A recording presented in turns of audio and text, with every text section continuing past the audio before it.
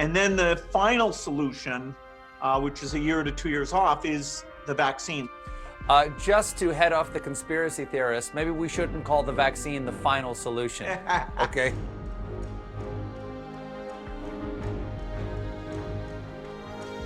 In part 1, we saw how corona means a crown or victory wreath, and the coronavirus is highly symbolic, representing the coronation of the Antichrist, and the ushering in of the Luciferian New World Order. Corona also alludes to the eclipsed sun, a symbol of the phoenix, whose wings burn as they regulate its light. The phoenix is Lucifer, often depicted as an eagle, or the iris of an eye. The halo of divinity too has its origins in the image of the sun's corona. To break down the old and bring in the new, they need a manufactured crisis. They need propaganda and mind control to quell the urge of people to resist. Why would they want to skew the number of deaths due to COVID-19? Well, fear is a great way to control people. And sometimes people's ability to think for themselves is paralyzed if they're frightened enough. You never want a serious crisis to go to waste. And what I mean by that, it's an opportunity to do things that you think you could not do before. What are they doing now that they've always wanted to do, that they've made a fake crisis to give them the excuse to do?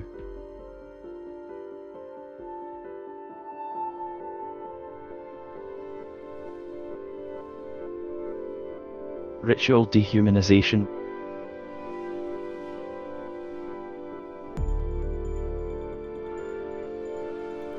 Breaking down social connection and empathy.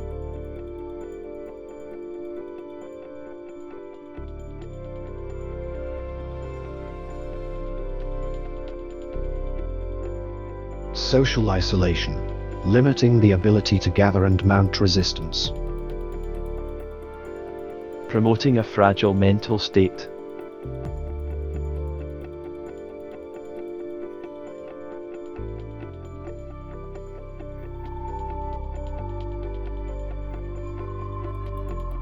Total surveillance, total information awareness, technocracy. Allowing the few to control the many. Now, you've said that the ultimate goal is total population control. In a democracy, that is really scary business.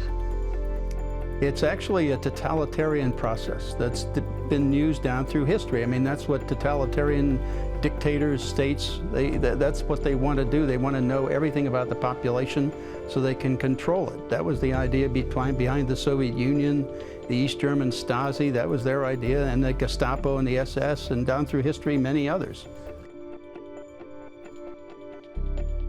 Keep a safe distance of 6 feet from others.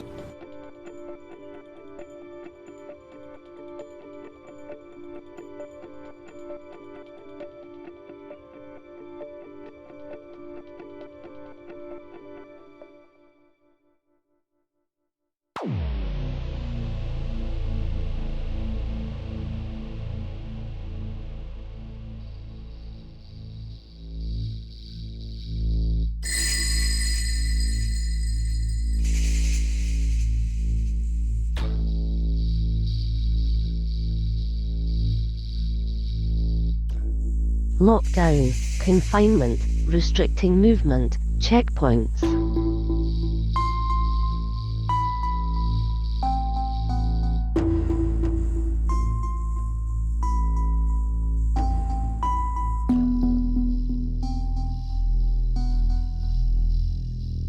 May we see your papers? I don't think I have them on me. In that case, we'll have to ask you to come along. Wait, it's possible that, yes. Here they are. These papers expired 3 weeks ago. You'll have to come along. Humans, a blight on the environment, confined to cities. Nature is only for the elites.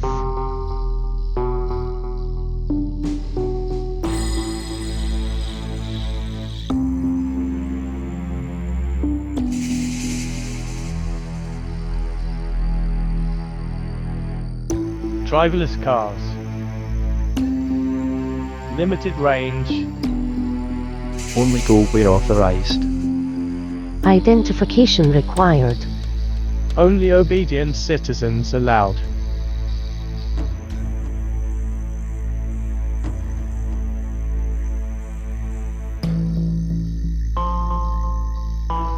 Wealth redistribution to the elites and insiders.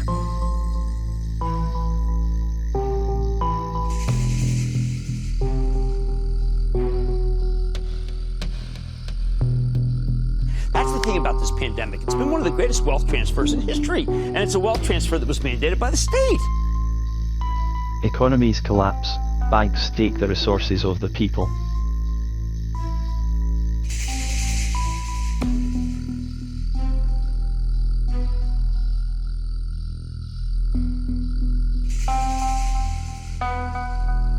The desperate populace becomes dependent on handouts. Everybody's talking about universal basic income, or UBI. Guaranteed minimum income. We should explore ideas like universal basic income. Basic income has come to the fore in recent years. Universal basic income is going to be the first thing I do as president. We will have to have some kind of universal basic income. I know that people are worried about losing their jobs. We're looking at sending checks to Americans immediately. For the first time in our history, the government is going to step in and help to pay people's wages. The coronavirus pandemic is making it even more imperative that we introduce a basic income as quickly as possible in every part of the world. Calling on the federal government to immediately begin a universal basic payment. Will the Prime Minister stand up today and give a commitment to provide people with the security of a universal basic income?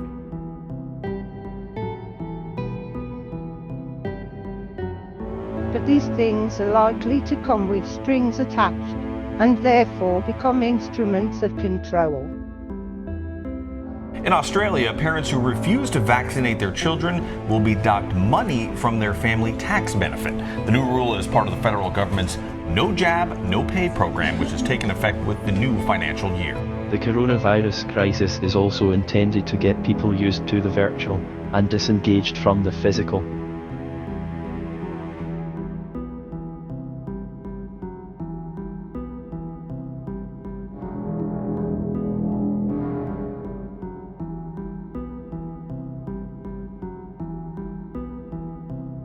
And VR might be the best way to get that human interaction that we all need.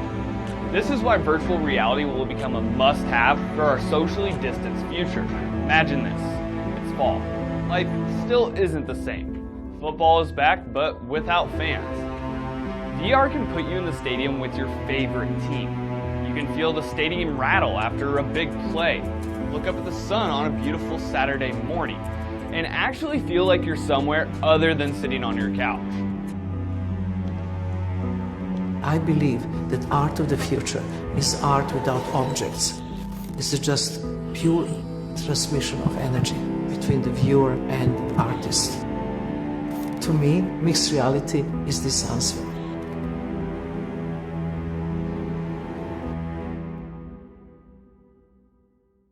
There is always this great idea of immortality. Once you die, the work will never die because the work of art can continue.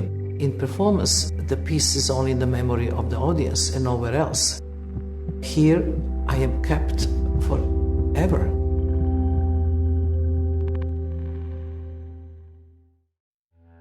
The elites want to take over the physical world and leave us to live a squalid virtual existence which they control.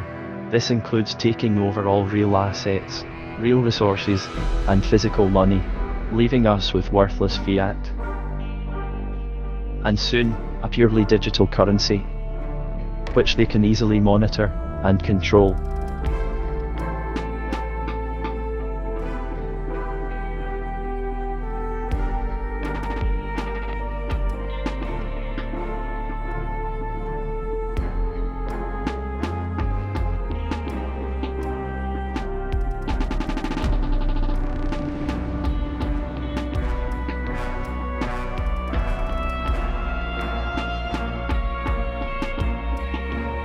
They also seek to control the food supply, weaken and sicken people with artificial and processed foods, and limit access to natural vitality-giving foods, especially meat. The largest meat processing companies have been investing in plant-based and lab-grown meat.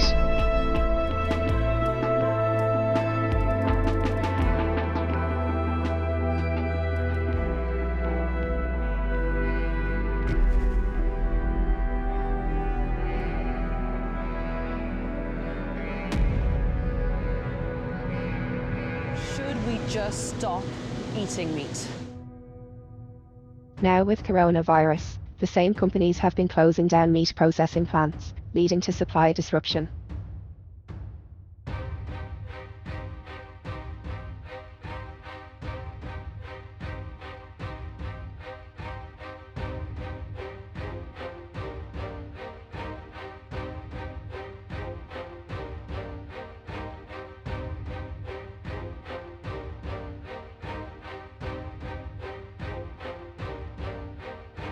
Conveniently, fake meat is here to come to the rescue.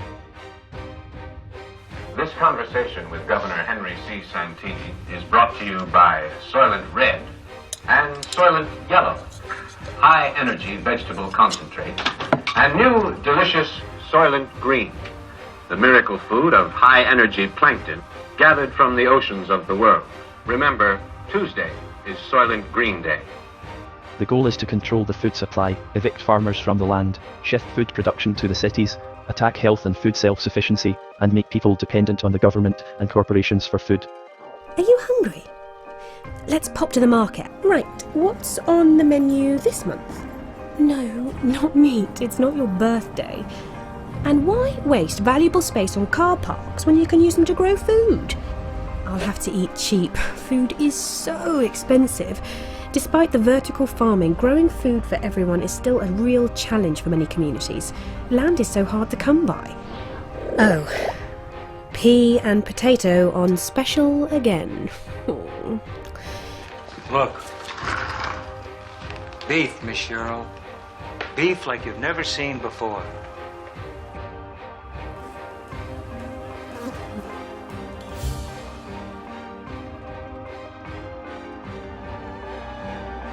Why are you researching insects as food? Well, we will have a meat crisis very soon. Insects are a natural and healthy source of high-quality protein, unsaturated fats, vitamins, and minerals. American insect startups got popular, and the news media fell in love. Insects may be on our menu. Bugs for dinner. Eating insects. Slug soup, moth sauté in butter, stag beetle larvae on toast.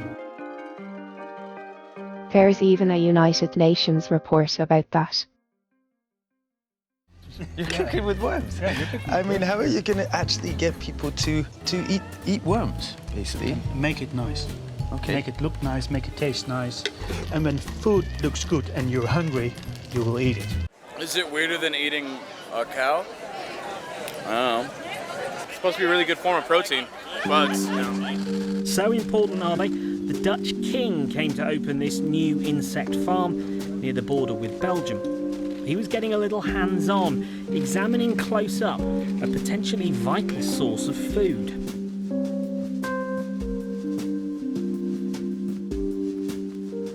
This facility could potentially churn out tons of insects, ground into paste.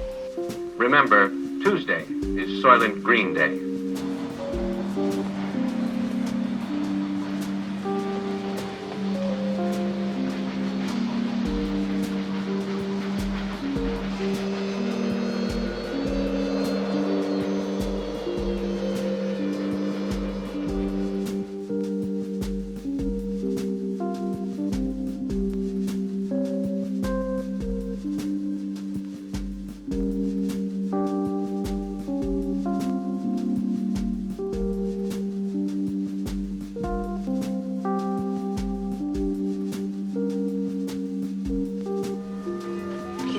City. What for?